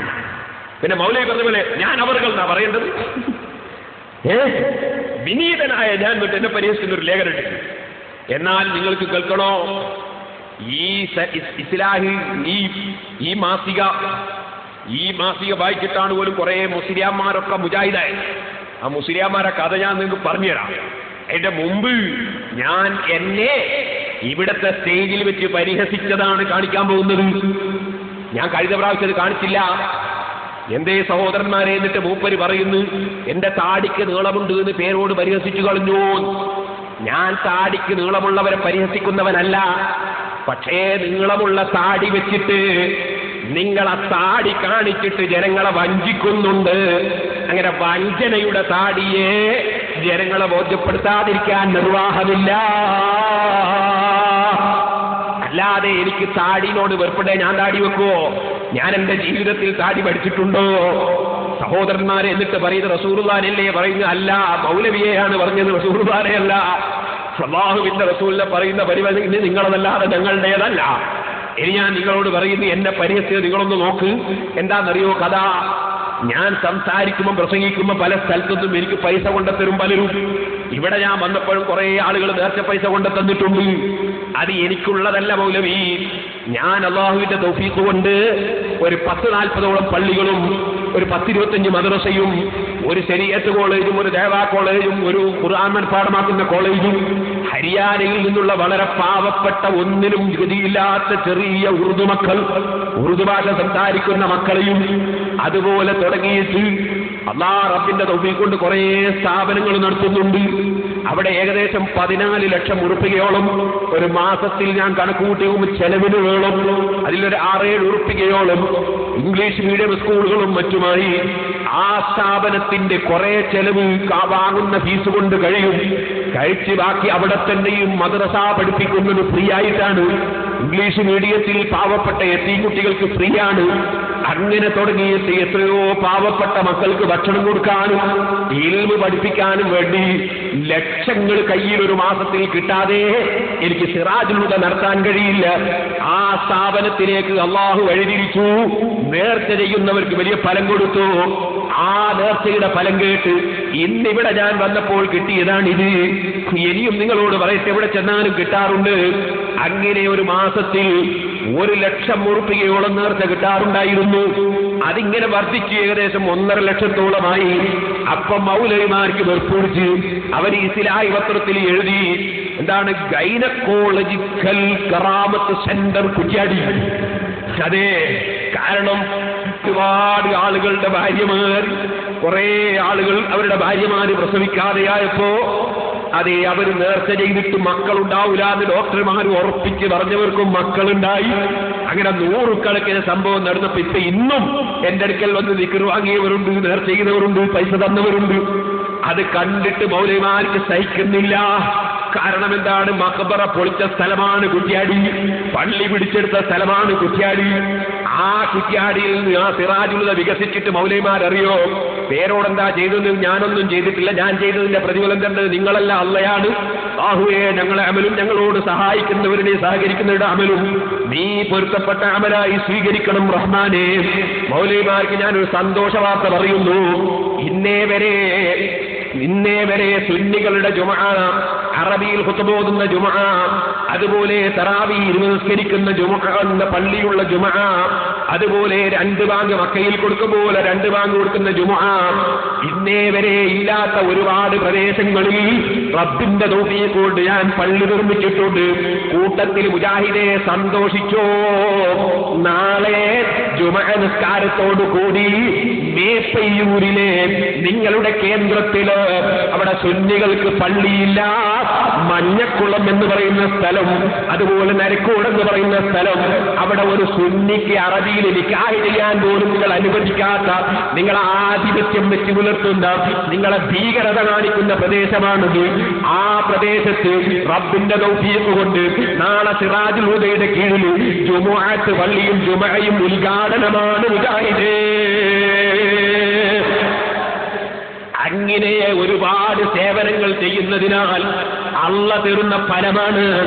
ആ ഫലത്തിന്റെ പേരിൽ നിങ്ങൾ പരിഹസിച്ചു, ഇവിടുന്നും പരിഹസിച്ചു. എന്നിട്ട് എനിക്ക് നേർച്ച പൈസ കൊണ്ടുതരുമ്പോ ഞാൻ പിരിവെടുക്കുന്നതിനിടയ്ക്ക് വരുന്ന നേർച്ച പൈസ അതെന്റെ കീശയിലിടാൻ ഞാൻ കൈകൊണ്ട് കാണിക്കുന്നത് എന്നെ പരിഹസിക്കാൻ നിങ്ങളിവിടെ വെച്ച് കാണിക്കില്ലേ? അത് ഞാനൊന്ന് പൊതുജനങ്ങൾ നിങ്ങളെ പരിഹാസം കാണാൻ വേണ്ടി, നിങ്ങളെ സംസ്കാരം കാണാൻ വേണ്ടി ഞാനതൊന്ന് പ്രദർശിപ്പിക്കട്ടെ. എന്നിട്ട് ഇൻഷാ അല്ലാഹ് ഞാൻ നിങ്ങൾക്ക് വേറെ ചിലത് കാണിക്കുന്നുണ്ട്, അതൊന്നാദ്യം കാണട്ടെ.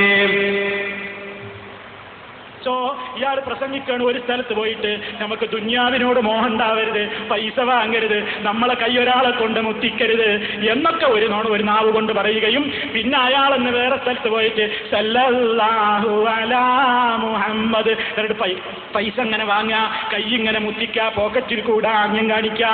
ഉണ്ടോ നിങ്ങൾ? അതാണ് നിന്നു പോകുന്നവർക്ക് അറിയാം. അതുകൊണ്ടാണ് ഈ ഭയപ്പാടൊക്കെ. അതും കൂടി ഒന്നാണ് കാണിച്ചേക്ക് പേരോടിന്റെ ആ കാപ്പറ്റി മനസ്സിലാവാൻ. കാശ് വാങ്ങണ രംഗാണിപ്പത്.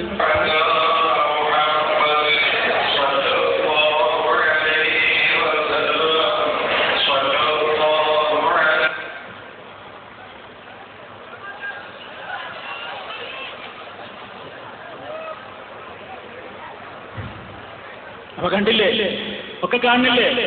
മുത്തനുണ്ട്, മറ്റൊടത്തൊന്നും വേണ്ടാന്ന് പറഞ്ഞ് ഇതൊക്കെ നിന്നു പോകും മുസ്ലിയാക്കന്മാര് വയല് കേട്ടാൽ എന്ന പേടി കൊണ്ടാണ് ഇവിടെ വയല് കേൾക്കാമെന്ന മുസ്ലിയാക്കന്മാർ ഇയാൾ അരമുസ്ലിയാരി എന്ന് പറഞ്ഞ് പരിഹസിച്ചത്. അതുകൊണ്ട് എന്റെ ബഹുമാനപ്പെട്ട എന്റെ നാദാവിലേക്കുള്ള പണ്ഡിതന്മാരോട്, സുഹൃത്തുക്കളോട്, മുസ്ലിയാക്കന്മാരോട്, ഈ നാട്ടിലെ ഉമ്മലങ്ങന്മാരോട് എല്ലാവരോടും ഞങ്ങൾ പറയുന്നു, ഇത് ആഖിറത്തിന് വേണ്ടിയാണ് പറയുന്നത്. നിങ്ങൾ അല്ലാഹുവിന്റെ ദീനിനെ പഠിക്കണം. കുറച്ചു നേരം ഉപയോഗിക്കണം സുഹൃത്തുക്കൾ. ഞാൻ അപ്പം അവസാനിപ്പിക്കും. നിങ്ങൾ സദസ്സിൽ എഴുന്നേൽക്കരുത്, അവിടെ തന്നെ 2 മിനിറ്റ് അല്ലാഹു സുബ്ഹാനഹു വ തആല പറയുന്നു നമ്മളോട്. കണ്ടോ, ഇയാളിത് പരിഹരിച്ചപ്പോൾ നാദാവർത്താർക്കാരുടെ ഞാൻ എന്താ ചെയ്യുന്നത്? എല്ലാവരും എണീറ്റ് പോകാൻ തുടങ്ങി. എന്തിനാണിതൊക്കെ? എന്നാ സഹോദരന്മാരെ, ഞാൻ ഇന്നലെ ഈ ക്ലിപ്പിങ്ങനെ ശരിയായിക്കൊണ്ടിരിക്കുമ്പോ, ഇവരെ ഗൈനക്കോളജിക്കൽ കറാമത്ത് കേന്ദ്രം എന്ന് പറഞ്ഞുകൊണ്ടിരിക്കുമ്പോ പാറക്കടവിൽ നിന്നൊരാൾക്ക് വന്ന്, എന്തിനാ വന്നതെന്നറിയോ? അയാൾക്ക് മക്കളില്ലായിരുന്നു. അപ്പൊ നേരത്തെയാക്കി മക്കളുണ്ടായി. എന്നിട്ട് സ്വർണം തരാൻ വന്നതാ സിറാജുലുദ്ദീനിലേക്ക്. അയാളെയും സ്വർണ്ണമാണ് എനിക്ക് കാണിക്കാൻ പോകുന്നത്. ഇന്നലെ വന്നതാണ് അയാൾ, നാസുർ. കൊടതായിട്ട് കൊടുക്കാനെല്ലാവരും ഒന്ന് കാണാനേ.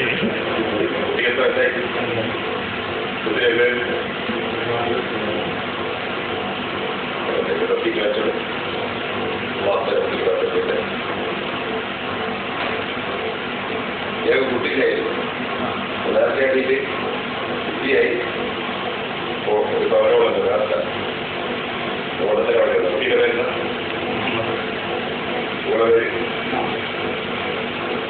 ആരുടെ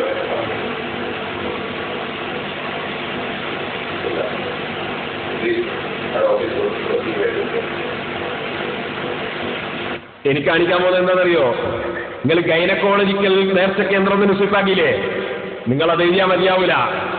കാരണം അവിടെ 10,000-കണക്കിന് അത്ഭുതങ്ങൾ നടക്കുന്നുണ്ട്. അതൊന്നും രണ്ടൊന്നല്ല. ഓപ്പറേഷൻ വിധിച്ചിട്ട് തിയേറ്ററിൽ കയറിയിട്ട് നേർച്ചയാക്കിയപ്പോ തിയേറ്ററിൽ ഓപ്പറേഷൻ വേണ്ടാന്നല്ലേ ഡോക്ടർമാർ ഇറക്കി കൊടുത്തയച്ചിട്ടുള്ള സംഭവങ്ങൾ എഴുതിയ കത്ത് ഞാൻ ഫയലിൽ വെച്ചിട്ടുണ്ട്. സിറാജുൽ ഹുദയും അനുഭവങ്ങളും എന്ന് പറയുന്ന പുതിയ പുസ്തകം ഇറങ്ങുമ്പോ നിങ്ങൾക്ക് ഓരോന്നോരോന്നതിൽ ദശക്കണക്കിന് കത്ത് കാണാം.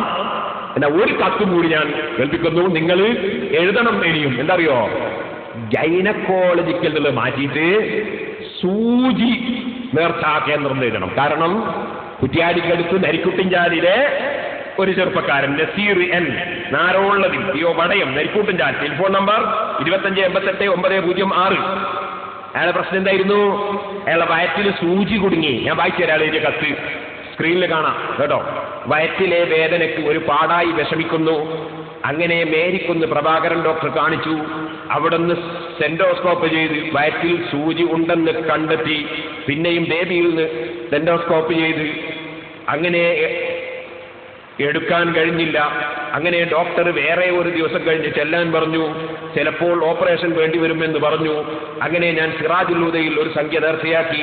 ഹോസ്പിറ്റൽ പോകുന്നതിന്റെ തലേ ദിവസം രാത്രി 10 മണിക്ക് ബാത്റൂമിൽ പോയി.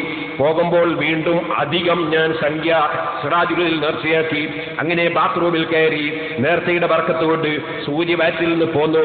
അൽഹംദുലില്ലാഹ്. ഉസ്താദ് പ്രത്യേകം ദുആ ചെയ്യണം. ഇതുപോലെ ഒരുപാടുണ്ട്. ഇനി നിങ്ങൾ എഴുതണം സൂചിക്കറാമത്ത് കേന്ദ്രം. അതുപോലെ അതേ വീണുപോയ സാധനങ്ങൾ അത്ഭുതമായി കിട്ടിയവരുണ്ട്. നിങ്ങൾ എഴുതണം. ഇന്ന് വന്നതിൽ ഓപ്പറേഷൻ ഒഴിവായ കത്തി എന്റെ കീശയിൽ തന്നലുണ്ട് എന്നാണ് ഹുസൈൻ മാഷ് പറയുന്നത്. അതുകൊണ്ട് ഞാൻ നിങ്ങളോട് പറയട്ടെ, നിങ്ങൾ ആ സൂയ വെച്ച് നടന്നോ, നിങ്ങൾ പരിഹസിച്ചോ, ഞങ്ങൾക്ക് ഒരു വിശ്വാസമുണ്ട്. അള്ളയല്ലാതെ കൊടുക്കുന്നവരില്ല, അള്ളയല്ലാതെ തടയുന്നവനില്ല. മുജാഹിദീങ്ങളെ അള്ള ഒന്നും ഏൽപ്പിച്ചിട്ടില്ല.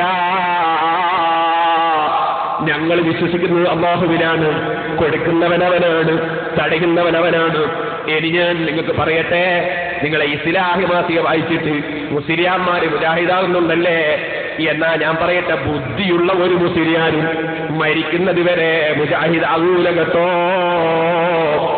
ബുദ്ധിയില്ലാത്ത അരമുസ്ലിയാന്മാര് മുജാഹിദായിട്ടുണ്ടല്ലേ? അത് ഞാൻ നിങ്ങൾക്ക് അത്തരം മുസ്ലിയാന്മാരെ കാര്യം നിങ്ങൾ ഇസ്ലാഹി തന്നെ വായിച്ചിട്ടൊന്ന് കേൾപ്പിച്ചു തരാ. എന്റെ മുസ്ലിമീങ്ങൾ ശരിക്കും ശ്രദ്ധിക്കണം. ഫൈസൽ മുസ്ലിയാർ തന്നെ മുസ്ലിയാര് അടുത്ത മുജാഹിദായി പോൽ. എന്നിട്ടോ അയാൾ ലേഖനം എഴുതാണ്, ഇല്ലാത്ത സലാത്തുകളുടെ വല്ലാത്ത പോലീസകൾ. അതിലാണ് നാരിയത്ത് സലാത്ത് നാറിയത് എന്ന് പറഞ്ഞത്. എന്നാൽ ഈ ലേഖനത്തിൽ മുസ്ലിയാരുടെ ബുദ്ധി മനസ്സിലാക്കാൻ വേണ്ടി ഇവിടെ ധാരാളം ചെറുപ്പക്കാരില്ലേ, SSLCക്ക് പഠിക്കുന്നവരും ശേഷം +1 +2 പഠിക്കുന്നവരും BA-ക്കും MA-ക്കും പഠിക്കുന്നവരും LLB-ക്ക് പഠിക്കുന്നവരും MBBS-ന് പഠിക്കുന്നവരും ധാരാളം ചെറുപ്പക്കാരില്ലേ? നിങ്ങൾക്കൊക്കെ ബുദ്ധിയില്ലേ ചെറുപ്പക്കാരെ? നിങ്ങൾ ഈ അരമുസ്ലിയാന്മാര്, മുജാഹിദാകുന്ന അരമുസ്ലിയാന്മാര്, അവരെ ബുദ്ധി നിങ്ങൾക്ക് മനസ്സിലാക്കാൻ വേണ്ടി ഞാനൊന്ന് വായിച്ചു കേൾപ്പിക്കട്ടെ, കേട്ടോളൂ. ഇയാൾ പറയാണ്, ഇല്ലാത്ത സലാത്തുകളുടെ വല്ലാത്ത പോരിസുകൾ. ഫൈസൽ മുസ്ലിയാർ പുതുപ്പറമ്പ്. അള്ളാഹുവിൽ നിന്നുള്ള പ്രതിഫലേച്ഛയോടെ വിശ്വാസികൾ സലാത്ത് വർദ്ധിപ്പിക്കുമ്പോൾ സമസ്ത മുസ്ലിയാക്കൾ പല ഭൗതിക നേട്ടങ്ങൾക്കും വേണ്ടി സലാത്ത് ചൊല്ലിക്കുകയും ചെയ്തുകൊണ്ടിരിക്കുന്നു. അല്ലെങ്കിലും അവരുടെ എല്ലാം അങ്ങനെയാണല്ലോ. നമ്മളതെല്ലാം ഭൗതിക നേട്ടത്തിന്. ഇവര് ഭയങ്കര സൂഫിയാക്കൾ ഈ മുജാഹിദീങ്ങൾ. എനിക്ക് കേട്ടോളെ, ഏത് കർമ്മം അവർ ചെയ്യുന്നുണ്ടെങ്കിൽ ലക്ഷ്യം ഭൗതികമായിരിക്കുമെന്ന് അവർ തന്നെ അംഗീകരിക്കുന്നതാണല്ലോ. മൗലിദ് ഓതിയാലുള്ള നേട്ടം ഒരു മുസ്ലിയാരി എഴുതുന്നത് കാണുക. ഇനി മരിച്ചുപോയ താഴ മുസ്ലിയാരിയാ പറയുന്നത് കേട്ടോളെ. നബിക്കുള്ള മൗലിദ് വീട്ടിലും ഓതേണ്ടതാ, അതിനാൽ മുസീബത്തൊക്കെയും നീങ്ങുന്നതാ, കള്ളന്റെ ശല്യം തന്നെയും ഒതുങ്ങുന്നതാ, ദാരിദ്ര്യവും നീങ്ങുന്നതായി കാണുന്നതാ, ഇവയൊക്കെയും കണ്ണേറ് ഹസദും നീങ്ങുവാനുതകുന്നതാ. ഇതിങ്ങനെ എഴുതിയിട്ട് മുജാഹിദ് പറയാണ് കേട്ടോളെ. ഈ വരികൾ തീർത്തും തെറ്റാണെന്ന് ഈ ലേഖകന് വാദമില്ല. കാരണം തുച്ഛമായ ശമ്പളം പറ്റുന്ന മുസ്ലിയാക്കൾ ദാരിദ്ര്യമില്ലാതെ കഴിഞ്ഞുകൂടുന്നത് മൗലിദ് കൊണ്ടാണ് എന്ന സത്യം അംഗീകരിക്കാൻ നാം നിർബന്ധിതമാണല്ലോ. പറഞ്ഞു വന്നത് സലാത്തിനെ കുറിച്ചാണല്ലോ. സലാത്തിന്റെ ലക്ഷ്യവും മുസ്ലിയാക്കൾക്ക് മറ്റൊന്നല്ല. അപ്പൊ നിങ്ങൾ കണ്ടോ, ഇതിൽ പറഞ്ഞൊക്കെ ഭൗതികാണെന്നാ പറയും. ഇതിൽ പറഞ്ഞൊക്കെ ഭൗതികാണോ? ഇതിൽ പറഞ്ഞതൊക്കെ ഭൗതികാണോ? ആദ്യം തന്നെ തഴവ മുസ്ലിയാർ പറഞ്ഞത് എന്താ? പക്ഷെ അത് ഈ അരമുസ്ലിയാർക്ക് മനസ്സിലായില്ല. കേട്ടോളെ, ആദ്യം പറഞ്ഞെന്താ? നബിക്കുള്ള മൗലിദ് വീട്ടിലും ഓതേണ്ടതാ, അതിനാൽ മുസീബത്തൊക്കെയും നീങ്ങുന്നതാ, മുസീബത്തൊക്കെയും നീങ്ങുന്നതാ. ഏറ്റവും വലിയ മുസീബത്ത് എന്താണ്? മുസീബത്തൊക്കെ നീങ്ങുന്ന ഏറ്റവും വലിയ മുസീബത്ത് എന്താണ്? മുജാഹിദാവുക. അത് നീങ്ങും. മുജാഹിദായി പോവുക എന്ന മുസീബത്ത് നീങ്ങും. ഈമാനില്ലാതെയായി പോകുന്നതിനേക്കാൾ വലിയ മുസീബത്തുണ്ടോ? നരകത്തിൽ കിടക്കുന്നതിനേക്കാൾ വലിയ മുസീബത്തുണ്ടോ? അതാ അദ്ദേഹം പറഞ്ഞത്, നബിക്കുള്ള മൗലിദ് വീട്ടിലും ഓതേണ്ടതാ, അതിനാൽ മുസീബത്തൊക്കെയും നീങ്ങുന്നതാ. മുസീബത്ത് നീങ്ങും. മൗലവിമാരുണ്ടെങ്കിൽ ഇറങ്ങുന്നു പോവും, അതൊരു മുസീബത്ത് നീങ്ങലാണല്ലോ, ജാക്കുത്തരം കിട്ടൂലേ. അങ്ങനെ എത്ര മുസീബത്ത് നീങ്ങും മൗലിദ് ഓതുമ്പോ. പക്ഷെ ഇത് മനസ്സിലാക്കാനുള്ള ബുദ്ധി ഈ അരമുസ്ലിയാർക്കുണ്ടായോ? അയാളാപ്പണ്ടായത് ഇസ്ലാഹി വായിച്ചിട്ട് മുജാഹിദായത്. പിന്നെ കേൾക്കണോ വിഡിത്തം പറയുന്നത്? കേട്ടോളി. ആവശ്യം ഇതുകൊണ്ടെപ്പോഴും നേടുന്നതാ, ദാരിദ്ര്യവും ഇത് ചൊല്ലി നീങ്ങുന്നതാ. ഇതെല്ലാം പരിഹസിച്ചിട്ട് പറയാം. തഴവന്റെ കിതാബ് നമുക്കറിയുന്നില്ല. ഞാൻ പറഞ്ഞു വന്നത്, അപ്പൊ തഴവ മുസ്ലിയാരുടെ ഈ വാചകത്തിന്റെ അർത്ഥം പോലും മനസ്സിലാക്കാൻ കഴിഞ്ഞില്ല. ആവശ്യം ഇതുകൊണ്ടെപ്പോഴും നേടുന്നതാ. ഏറ്റവും വലിയ ആവശ്യം എന്താണ് മൗലവി? അരമുസ്ലിയാരോട് ചോദിക്കുന്നത് ഈമാനോടെ മരിക്കലല്ലേ? ആവശ്യം ഇതുകൊണ്ടെപ്പോഴും നേടുന്നതാ. ഹിദായത്ത് നിലനിൽക്കലല്ലേ ഏറ്റവും വലിയ ആവശ്യം. പക്ഷെ ആവശ്യം എന്നതിന്റെ അർത്ഥം ഇയാൾക്ക് മനസ്സിലായില്ല. മുസീബത്ത് എന്നതിന്റെ അർത്ഥവും മനസ്സിലായില്ല. കാരണം ഇയാൾ മുസ്ലിയാമാര് പണത്തിന്റെ ആളാണ്, ചോറിന്റെ ആളാണ് എന്ന ഗീബത്തും പറഞ്ഞ് നടക്കുന്ന സംസ്കാരക്കാരനല്ലേ. ബുദ്ധി തൊട്ട് തീണ്ടിയിട്ടില്ലല്ലോ. ഇനി ഞാൻ നിങ്ങൾക്കൊരു കാര്യം കേൾപ്പിക്കട്ടെ. അള്ളാനെ പരിഹസിച്ച് ഞാൻ കാണിച്ചല്ലോ. ഉള്ളാളന്തങ്ങളെ പരിഹസിച്ച് മൗലവിമാര് എന്തേ അറിയോ? ബഹുമാനപ്പെട്ട ഉള്ളാൽ സയ്യിദ് അബ്ദുറഹ്മാൻ അൽ ബുഖാരി, അല്ലാഹു ദീർഘായുസ്സും ആഫിയത്തും നൽകട്ടെ, ഈ പള്ളിയിൽ ജുമഅ തുടങ്ങിയത് തങ്ങളവറുകളാണ്. ഈ ജുമഅ ഉദ്ഘാടനം ചെയ്ത് തങ്ങളവറുകളാണ്. സുബ്ഹാനല്ലാഹ്, അത് നമുക്കൊരു ഭാഗ്യമാണ്. അല്ലാഹു ദീർഘായുസ്സും ആഫിയത്തും നൽകട്ടെ. തങ്ങളവറുകളെ പരിഹസിക്കാൻ വേണ്ടി മൗലവിമാരെന്ത് ചെയ്തു എന്നറിയോ? തങ്ങളെ പൊരേന്റെ മുന്നിൽ കൊണ്ടുപോയിട്ട് മുജാഹിദ് പള്ളി ഉണ്ടാക്കി. എവിടെ? ഫറൂഖില്. എന്താണ് തങ്ങളുടെ നാട്ടിന്റെ പേര്? കരുവന്തുരുത്തി. കരുവന്തുരുത്തിയിൽ ഒരു മുജാഹിദ് പള്ളി ഉണ്ടാക്കി. ആ പള്ളിയാ നിങ്ങൾ കാണുന്നത് തങ്ങളെ പൊരേന്റെ മുന്നിൽ. തങ്ങൾക്ക് നിസ്കരിക്കാനും തങ്ങളെ കാണാൻ വരുന്നവർക്കും നാട്ടുകാർക്കും നിസ്കരിക്കാനും തങ്ങളവറുകൾ അതിന്റെ അപ്പുറത്ത് വേറൊരു പള്ളി ഉണ്ടാക്കി. അതൊന്ന് കാണിക്കുമോനെ? അതാ തൊട്ടടുത്താണ് രണ്ടും. എന്നാൽ ഈ പള്ളി തങ്ങളവറുകൾ ഉണ്ടാക്കിയപ്പോ കുഞ്ഞിക്കോയാന്റെ പള്ളി അത് ഞങ്ങൾ കൂട്ടിക്കോന്ന് പറഞ്ഞിട്ട് ആർഡിഒന്റെ അടുത്ത് പരാതി കൊടുത്തു. തങ്ങളെ പള്ളി പൂട്ടിക്കാൻ പരാതി കൊടുത്തു. അങ്ങനെ പള്ളി പൂട്ടിക്കാൻ പരാതി കൊടുത്തു.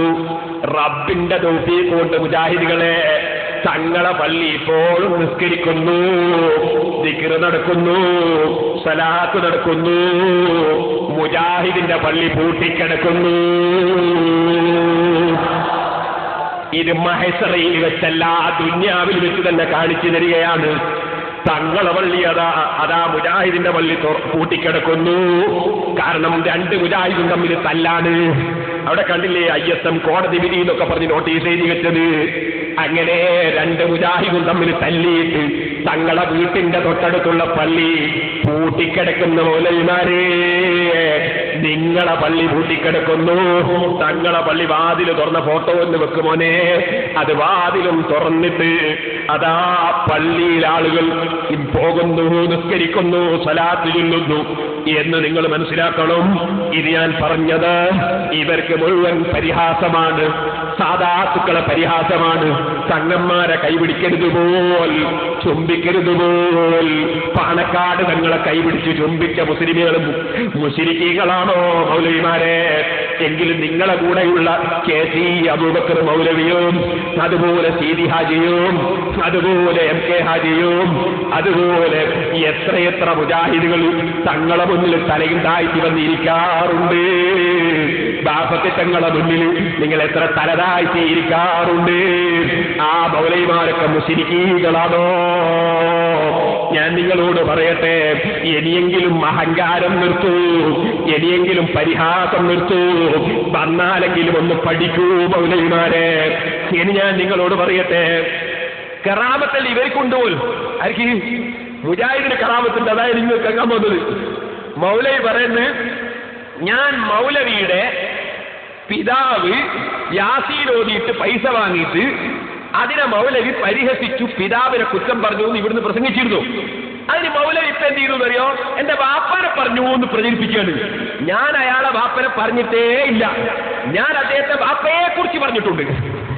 അത് അബ്ദുല്ലാഹിബിൻ ഉമർ റളിയല്ലാഹുവിന്റെ ചരിത്രം പറയുമ്പോ ഉമർ ഇബ്നു ഖത്താബ് റളിയല്ലാഹുവിന്റെ ചരിത്രം പറയൂലേ, അതുപോലെ ഇക്രിമത്ത് റളിയല്ലാഹുവിന്റെ ചരിത്രം പറയുമ്പോ അബൂജഹലിന്റെ ചരിത്രം പറയൂലേ. ചരിത്രം പറഞ്ഞാൽ ബാപ്പനെ പറയലാണെങ്കിൽ പിന്നെ നമ്മളെ കിതാബ് മുഴുവനും ബാപ്പനെ പറഞ്ഞ കിതാബാന്ന് വരൂലേ. അപ്പൊ ഞാൻ ചരിത്രം പറഞ്ഞതല്ലാതെ ഒരു ചീത്തയും ഞാൻ അയാളെയും പറഞ്ഞില്ല, ബാപ്പനെയും പറഞ്ഞിട്ടില്ല. എന്നാ നിങ്ങൾ മനസ്സിലാക്കേണ്ടത് എന്താണെന്നറിയോ? ഇയാള് പറയുന്നത് ഞാൻ എന്റെ ചരിത്രം മുഴുവനും പേരോട് ഇവിടുന്ന് പറഞ്ഞു, ഉപ്പാന്റെ മക്കളെല്ലാം എണ്ണി. ഇപ്പൊ എന്റെ പെങ്ങൾ എന്നോട് ചോദിക്കുന്നത് എന്ത്, നമ്മളൊട്ടാകെ ഫേമസ് ആയല്ലോ. എന്താ സംഗതി എന്നറിയോ? സംഗതി ഇയാളെ നാട്ടിൽ ഞാൻ പ്രസംഗിച്ച 4 ദിവസത്തെ 8 CD കൊണ്ടുപോയിട്ട് അവിടുത്തെ ഇയാളെ കുടുംബക്കാരി എന്നെ പ്രദർശിപ്പിച്ച്. കാരണം അവർക്കൊക്കെ വേദന ഉണ്ട് ഇയാളെ വാപ്പനെ പറഞ്ഞ വകയിൽ.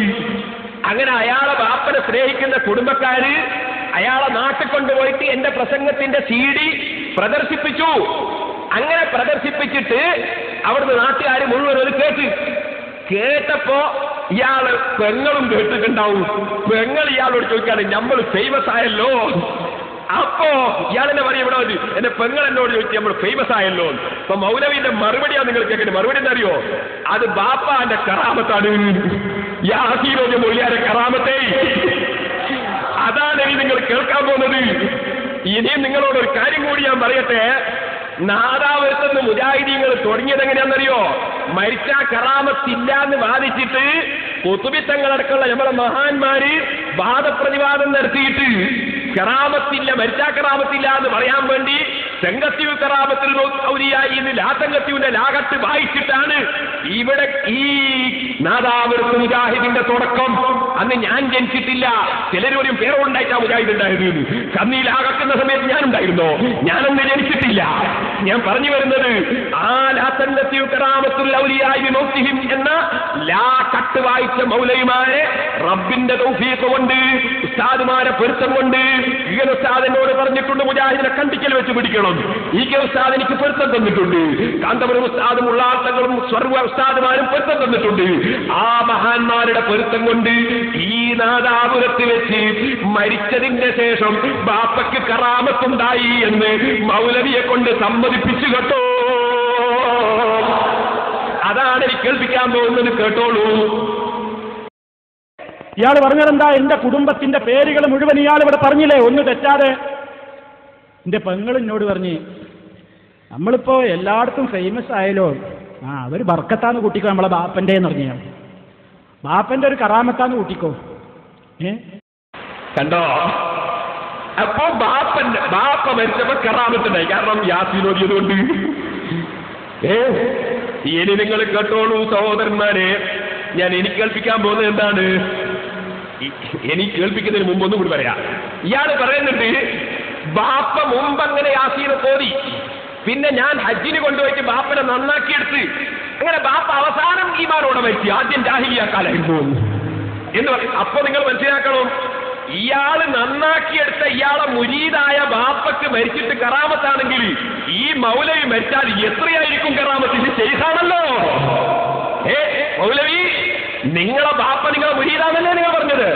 ആ മുരീദിന് ഇങ്ങനത്തെ കറാമത്താണെങ്കിൽ മൗലവിന്റെ കറാമത്ത് എത്രയായിരിക്കും എന്നാ നിങ്ങൾ ചിന്തിക്കേണ്ടത്. ഞാൻ മൗലവിന് പറഞ്ഞത്. എന്നാ സഹോദരന്മാരെ, ഞാൻ നിങ്ങളോട് പറയട്ടെ, ഞാനിവിടെ അദ്ദേഹത്തിന്റെ ബാപ്പനെ ചീത്ത പറഞ്ഞിരുന്നു. ഞാൻ അദ്ദേഹത്തിന്റെ ബാപ്പനെ ചീത്ത പറഞ്ഞിട്ടില്ല, അയാളെ ബാപ്പനെയും പറഞ്ഞിട്ടില്ല. ഞാൻ എന്താണ് പറഞ്ഞതെന്ന് നിങ്ങൾക്ക് കേൾപ്പിക്കുന്നു. ശരിക്കും നിങ്ങളൊന്ന് കേൾക്ക്. ഞാൻ ചീത്ത പറയുന്നുണ്ടോ? ഈ മൗലവിയുടെ സ്വന്തം പിതാവ്, മൗലവിയുടെ സ്വന്തം പിതാവ്, സ്വന്തം പിതാവ് എന്ന് പറഞ്ഞാൽ ഒരു മൊയ്യര, അദ്ദേഹം കട്ടുപ്പാറ ജുമാഅത്ത് പള്ളിയിലെ മുക്രിയാണ്. നിങ്ങൾ മനസ്സിലാക്കണം, പോക്കറുമല്ല എന്നാ പേര്. ഈ പോക്കറുമല്ല, ഈ അടുത്താണ് മരിച്ചത്. ഈ കഴിഞ്ഞ വലിയ പെരുന്നാളുടെ അടുത്താണ് മരിച്ചത്. ഈ പോക്കറുമല്ല അദ്ദേഹത്തിന് ഒരു മകൻ മുഹമ്മദ് അലി ദാരിമി, കട്ടുപ്പാറ ജമാഅത്ത് പള്ളിയിലെ ഖാദിയാണ്.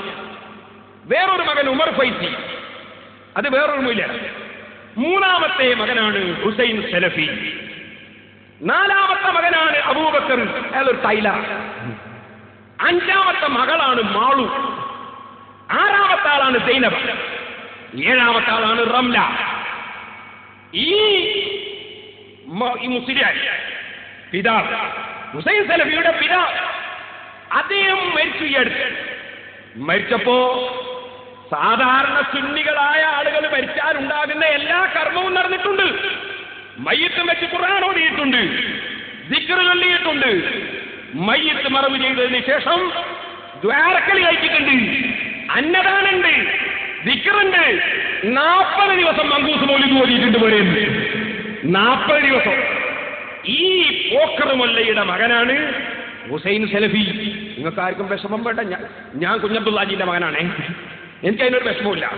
എന്റെ ബാപ്പന്റെ പേര് ഞാൻ ചീറ്റൊന്നല്ല പറയുന്നത്. ഞാൻ പറയുന്നത് അദ്ദേഹം പോക്കറുമല്ലയുടെ മകൻ.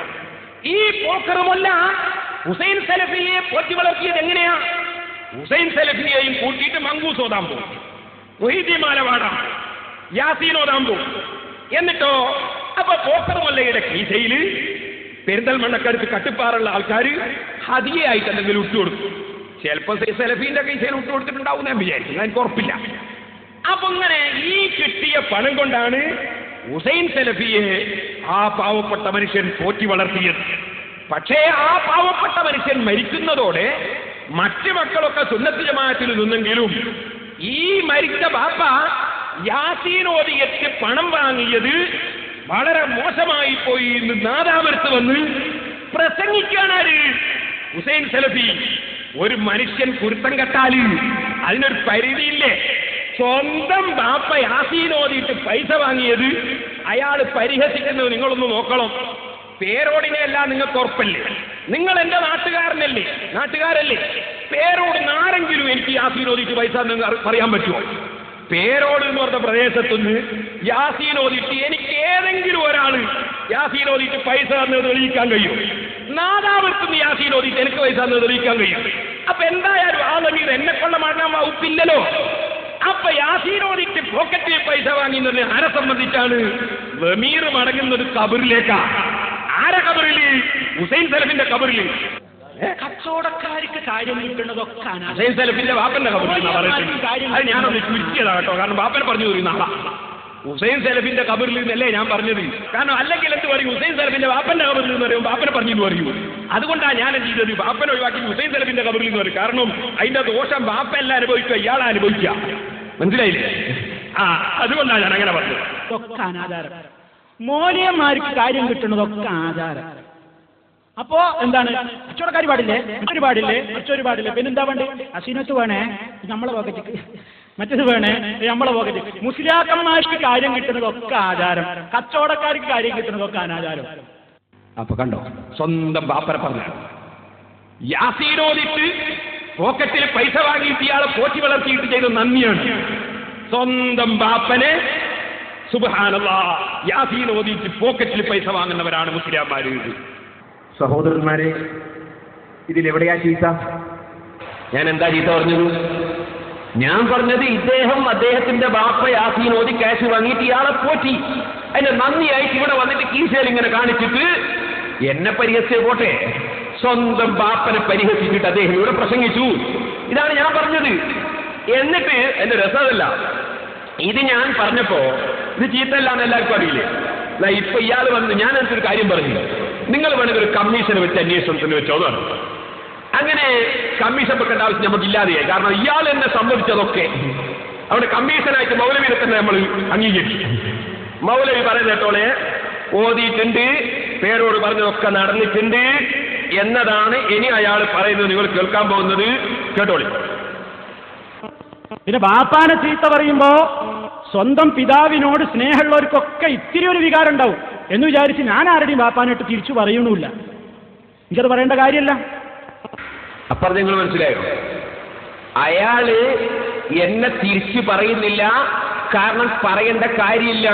സംഗതി ശരിയാണ്, ഞാൻ എന്റെ വാപ്പനെ പരിഹരിച്ചിട്ടില്ല, അതുകൊണ്ട് പറയേണ്ടിയില്ല, കാര്യമില്ല. അതയാൾ പറഞ്ഞ നേരാണ്, നേര് പറഞ്ഞാൽ നേരാൻ സമ്മതിച്ചു കൊടുക്കണം. അയാൾ പറയുന്നത് തിരിച്ച് ഞാൻ നിങ്ങളെ വാപ്പനെ പറയുന്നില്ല, കാരണം എനിക്ക് പറയേണ്ട കാര്യമില്ല. ഒന്നുകൂടി മരണാന്തരം എന്റെ വാപ്പ മരണപ്പെട്ടതിന്റെ ശേഷം എന്റെ വീട്ടിൽ വെച്ച് എല്ലാ ചടങ്ങും നടന്നു. മരിച്ചോടത്ത് ഓത്തുണ്ടായി, മയ്യത്ത് കൊണ്ടുപോകുമ്പോൾ ദിക്ർ ചൊല്ലി, മയ്യത്ത് നിസ്കാരം, മയ്യത്ത് ഖബറിൽ വെച്ചതിന്റെ ശേഷം അവിടെ വെച്ച് അൽഫാത്തിഹ ഓതി, ഖുർആൻ ഓതി, 40 ദിവസം ഓത്ത് നടന്നു, മൗലൂദ് നടന്നു, അടിയന്തരം നടന്നു, എല്ലാ ആചാരങ്ങളും നടന്നു. ഈ ഹുസൈൻ സലഫിയുടെ ബാപ്പ മരിച്ചപ്പോൾ ഇയാൾ എന്തിനായി തെറ്റിദ്ധരിപ്പിക്കുന്നു? അപ്പോ എന്താ ഇയാൾ പറയേണ്ടതെന്നറിയോ?